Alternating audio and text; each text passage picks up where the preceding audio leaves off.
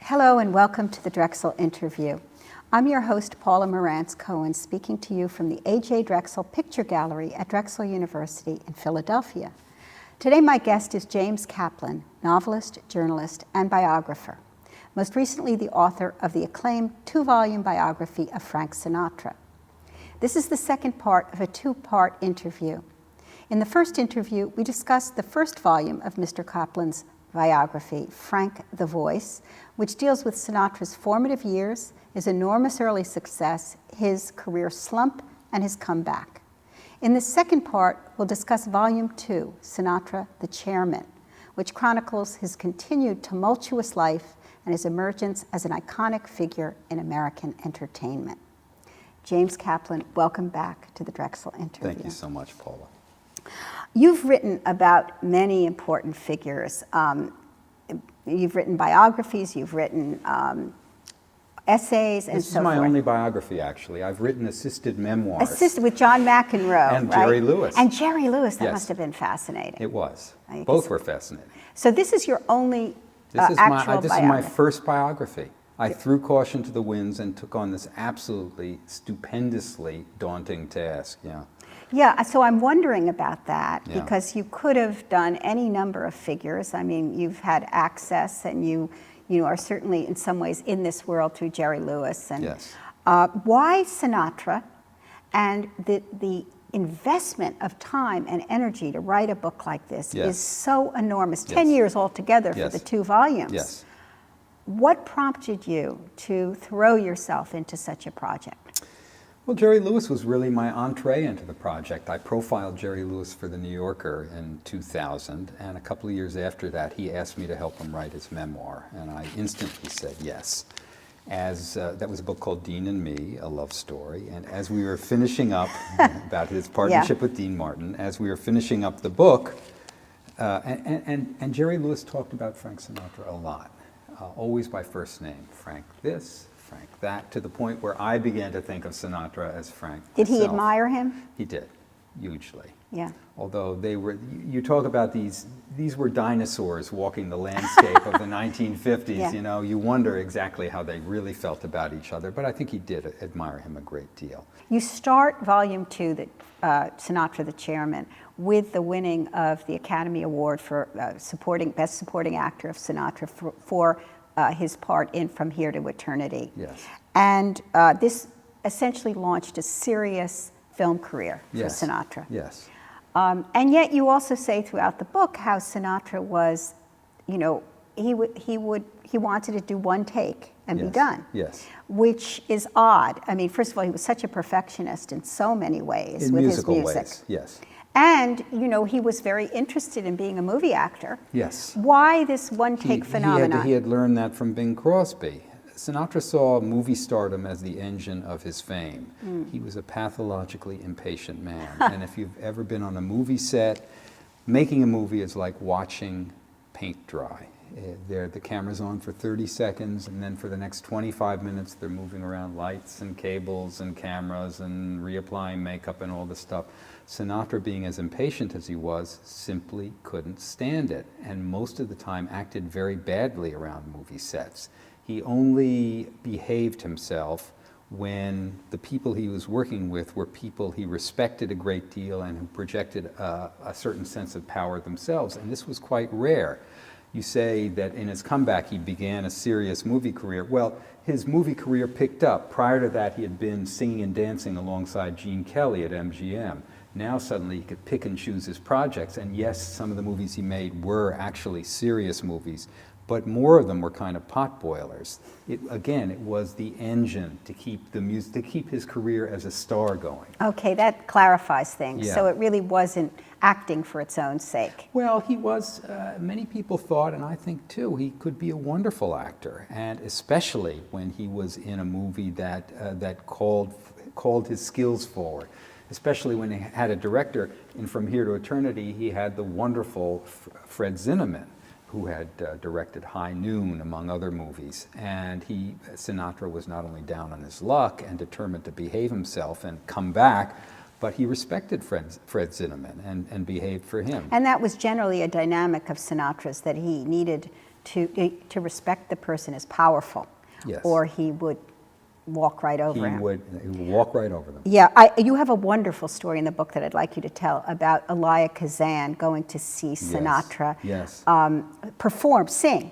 And somebody had wanted Kazan to use Sinatra in a movie, and he said, well, no, or wasn't interested. He's on not the waterfront, for one thing. That tr- was a big role that Sinatra lost out to his arch enemy, Marlon Brando. But he was close to getting it. Well, Sam Spiegel, the producer, told Sinatra he was close to getting it, but Sinatra was, in 1955, 54, when that movie was made, he was just beginning his comeback. He was nowhere near the sensation that Marlon Brando, the much younger Marlon Brando was. Marlon Brando was the biggest movie star in the world at that point. And so when he became available for On the Waterfront, they snapped him right up. But Elia Kazan had a detestation, not just a dislike, not a disdain, but a detestation of Frank Sinatra. He thought that he was a misbehaving brat. He thought he was a terrible guy.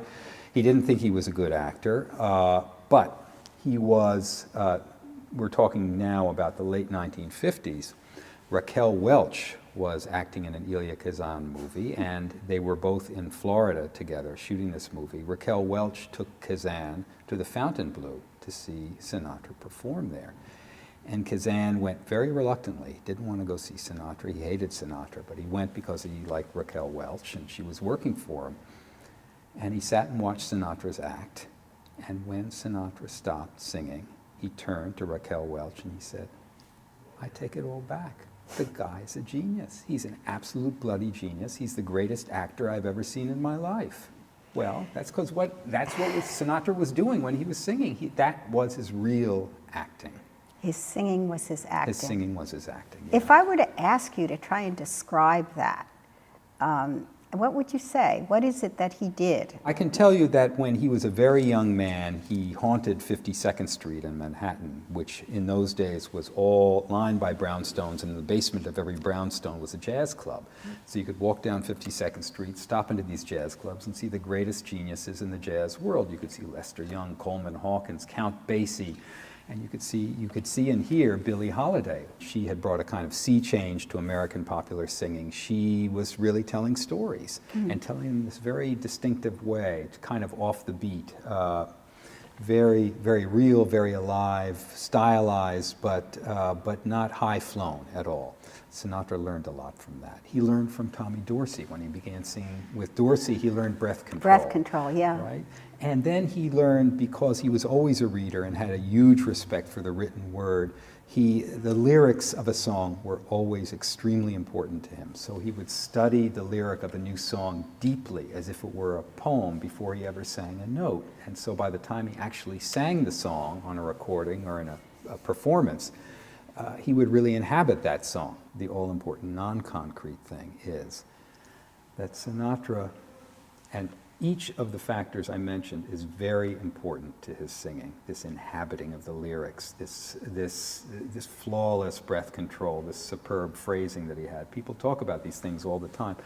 But Sinatra has, among every singer, I think, every popular singer, and maybe among every singer, an absolutely unique ability, and that is to make you feel that in the moment, in the second, in the millisecond that he is singing this song, that he is feeling the feelings and thinking the thoughts that he is singing about. It is absolute immediacy. No other singer conveys this.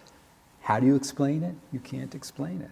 And do you think, I mean, getting to the acting thing, was this method acting? Do you think he was? Do you think he was thinking about, say, Ava Gardner when he is singing his I can't say torch what song? I can't say what he was thinking about. He was Like, you certainly, can't know. Yeah, I can't know. He wasn't a method actor. He had great disdain for Marlon Brando, as I said. He had great disdain for Not for Montgomery Clift, though. No, not for Montgomery Clift. He had huge respect for Montgomery Clift, and Who was a consummate method actor. He was, and Sinatra learned a great deal from him on From Here to Eternity. But I think Sinatra ultimately trusted his own gut, most of all, his instincts.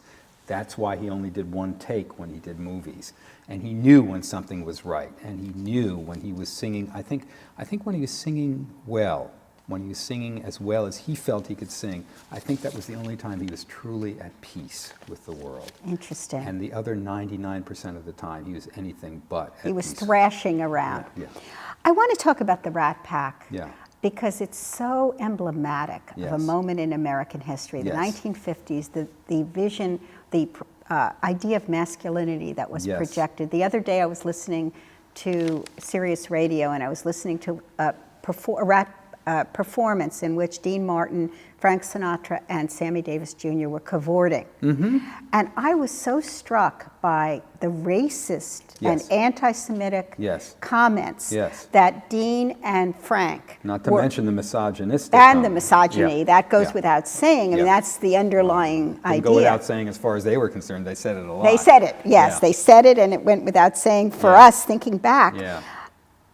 So it reflected a moment in mid-20th century America. Yes. How did we stand for it, and what does it? Well, we didn't stand. We only stood for it for about 10 more years. Look at the period. The Rat Pack was really born in early 1960 in Las Vegas as Ocean's 11 was being shot. But there's still a mystique attached to it. There is. It's a very seductive mystique, and in my view, it's a myth that is hollow at the core. These guys did not.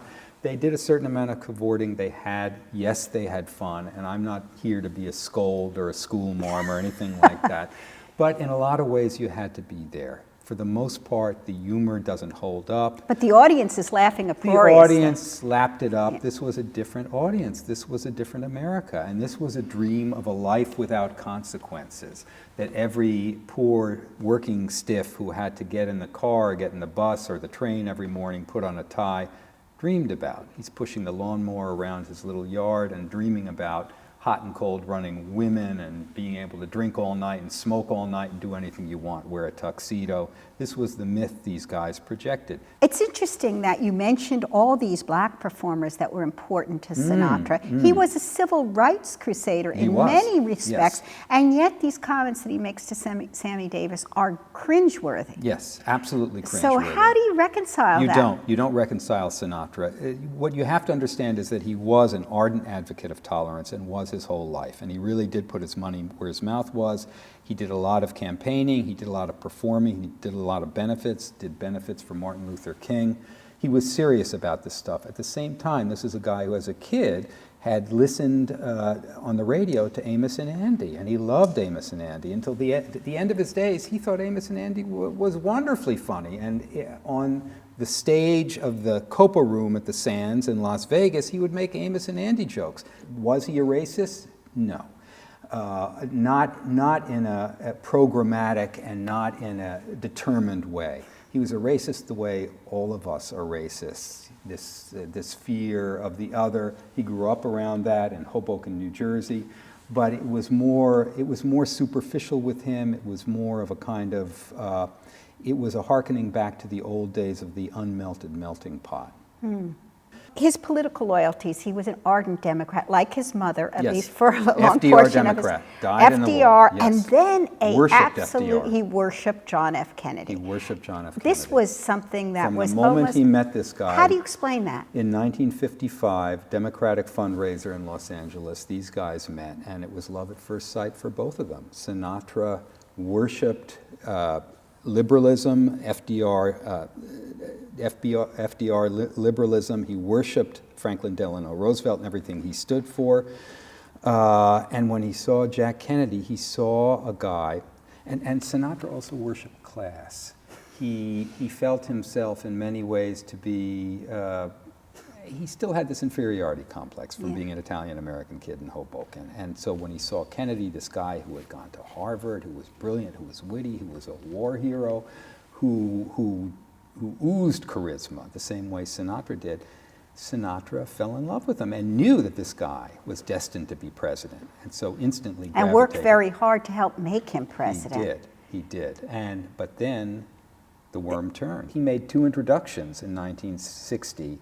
There was a young woman, very pretty young woman named Judy Campbell. And Sinatra introduced Judy Campbell to John Kennedy when John Kennedy stopped in Las Vegas. And a couple of months later, at the Fontainebleau in Miami, Sinatra introduced Judy Campbell to the boss of the Chicago Mafia, Sam Giancana. And lo and behold, after a year or so, Judy Campbell was sleeping both with the President of the United States and the head of the Chicago Mafia. J. Edgar Hoover told Bobby Kennedy, the Attorney General of the United States, that this was going on, and the President had been planning to go stay at Frank Sinatra's house in Palm Springs for some sun and fun. Jackie was traveling in India, and we can imagine what kind of fun was going to be had at Frank Sinatra's house. Bobby Kennedy put his foot down. He said, "You can't stay at that guy's house." And so the President instead stayed at Bing Crosby's house in Palm Springs. And that was painful. It was not only painful, but a huge public humiliation. Yeah.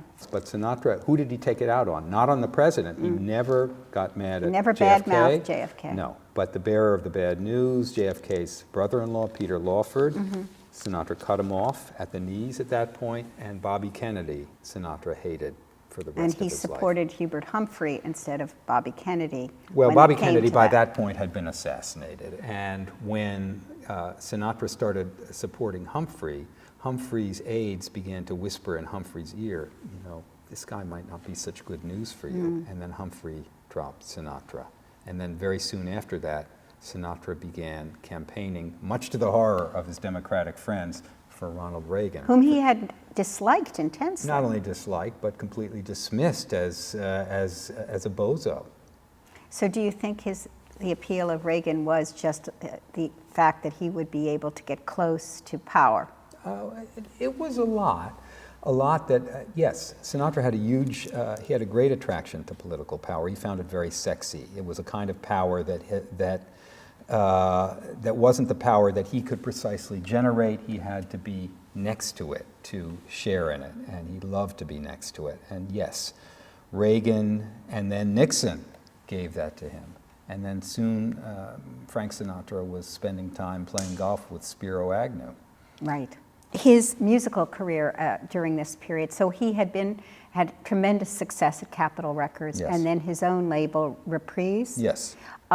What do you think of those recordings? Well, the Capitol Records are among the greatest popular recordings ever made. That series of albums from Sinatra's Swing Session to In the Wee Small Hours, to Come Fly With Me, Come Dance With Me. Those are the great great classic classics. Capitol albums. What about the Reprise? Well, Reprise was a little tougher. Frank Sinatra wanted control. He wanted control. He couldn't get control from Capitol Records. He wanted control of his own master recordings. That would give him great financial power. Capitol never gave this to him, so he left. Started his own label, Reprise, and he started Reprise in 1960 as rock and roll was slowly bobbing to the surface of popular music, and because Frank Sinatra refused categorically to sign any rock and roll acts, Reprise Records did very badly for the first couple of years. But then something miraculous happened. Jack Warner, the head of Warner Brothers, wanted Sinatra very badly as a movie star. Sinatra had a very clever lawyer named Mickey Rudin, and Mickey Rudin said to Jack Warner, "You want Sinatra as a movie star, you get the record label too." And that was the formation of Warner Reprise, which, because they began signing rock and roll, became a gigantic success. Well, it was during this period that he also started dating Mia Farrow. Yes. And I remember this period and remember being absolutely befuddled by why Frank Sinatra and this 19-year-old little lamb, as she looked like, what the possible attraction could be on both sides. Yes. How do you explain it? Certainly, she seemed the opposite of Ava Gardner. If you look at it cynically, you could say, well, here was a man who felt he was getting old. He was about to turn 50, desperately seeking out youth. And if you look at it cynically, you could say of this very young woman who was 18 when they first met, 19 when they married, this was a very ambitious young woman who was grabbing for the brass ring. You could say that cynically, but there was an absolute attraction between the two of them at first. She used to say that her measurements were 20, 20, 20. They weren't. She was Yeah. a sexy young woman, and besides being a sexy young woman, she was a very talented actress. She was a highly intelligent young woman, and she was a deeply feeling young woman, very sensitive. They had a very strong pull toward each other to begin with, but it was the ambition that scuttled the relationship. Sinatra didn't want any wife of his to work. She wanted very badly to be a movie star. And that's really what destroyed it when she refused to leave, what was it, Rosemary's Baby. Yep. And he wanted her to. He served her with Yeah. divorce papers on the set of Rosemary's Baby. Yeah. So in 1971, I guess he had divorced Mia by then. Oh, yes. Yeah. No, that only lasted till Just a- 1968. Yeah. Okay. He announced his retirement. Yes. And what caused him to want to retire? And of course, he only remained retired for a year or two. Well, the world couldn't do without Sinatra, he quickly saw. No, he had it at that point. Rock and roll had really exploded an atom bomb in the world of popular music. It destroyed popular music as Sinatra had known it. He tried to accommodate, he tried to adapt, he recorded some of the new material, but he was never fully at ease with it. He wasn't making so many movies anymore, he wasn't making so many record albums as he was before. He came back, he was kind of prescient in a way, because if you talk to young musicians today, they can't make money from recording, they make money from touring. This is what Sinatra And that's what did. he did. He came back as a concert artist, and brilliant stroke. He incorporated some of the new music that he had tried, songs like My Way and Strangers in the Night and That's Life, some of the newer songs, but he really made the meat of his repertoire what had been the meat of his repertoire to begin with. The American Songbook, not just the ballads, but Conan Van Eusen, the swingers too, the upbeat numbers, but the great popular songs of the 1930s and 40s and 50s became the staple of his repertoire. Now, his voice at that point, would you say that it had begun to lacerate? And yet, I wonder, I've heard different people respond to the later Sinatra voice. And some will say, oh, I don't like listening to it, his voice is gone. And others will say, and I tend to agree, that the way he puts on over a song, so to speak, is so compelling that it both makes up for the loss of voice and it actually gives pathos to it, which I find appealing. It does. As I said, he always had that tremendous charisma. When you saw a Sinatra concert, you were there for Sinatra. It was Sinatra. Yeah. And you would hear great music sometimes, and sometimes not so great, and he began to forget the lyrics too. That was uncomfortable. He even collapsed on stage as he got older a couple of times. It was very rough toward the end, but he was always Sinatra. Well, you say he was always Sinatra, and to some extent that's Sinatra, because with the tantrums and the big scenes and so forth, he was a caricature of the aging, powerful performer, star. How self-conscious do you think he was of this? How much did he want to project this caricatured sense of self? And how much do you think it was just his natural tendency? I think because he was such a huge presence that he was absolutely subject to caricature. He was easy to caricature. I saw him perform one time only, Carnegie Hall in 1981, and I was wildly lucky. I was able to score a front row seat at Carnegie Hall. And I will admit to you that as a child of rock and roll, I went to this concert. I didn't know Sinatra's music that well at that point. Went to the concert a little bit with my tongue in my cheek. And this was an absolutely staggering concert. This was no caricature. This was the greatest performance by any musician. Mick Jagger, I had seen the Stones live, anybody you want to name. And you had no particular proclivity for this music then? But I came away from that night knowing that I had seen a great artist in performance. And it didn't matter that he was clearly wearing a toupee. It had nothing to do with caricature. He was simply Sinatra, a great artist. Do you think that performance had something to do with your going on to write this book? I did, absolutely did. It made me see that this was a formidable figure. in the musical world. And it expanded my ears just that little bit more. A lot of the process of writing these two books was really about expanding my musical horizons and coming to understand how titanic a musical artist this So was. you can't go into an Italian restaurant or a diner or an elevator and not hear Sinatra. Right. And so I wonder, what is the basis of this enduring legacy? You're hearing either New York, New York, or My Way, right? And Yes. He didn't like My Way very much. He didn't like it. No, I thought it was a boastful song, and you can say anything you And want so, about. my mother loved Strangers in And the he Night. He hated that. Hated he it. loved that, Oh, and we did he used to hate listen that to it song. over and over but again. But his audiences loved it, and so he sang it. But this voice endures because of what I said before. It is that eerie quality, that goosebump-raising quality in his voice of absolute emotional immediacy, that when he is feeling these feelings, thinking these thoughts in that second that he's singing about them, that you're feeling them too, that you're feeling that he's feeling them along with you. No other singer really does that. Wonderfully put. And thank you so much, James Kaplan, for this Thank you, Paula. excellent interview. Thank you so much. And thank you for joining us today at the Drexel Interview.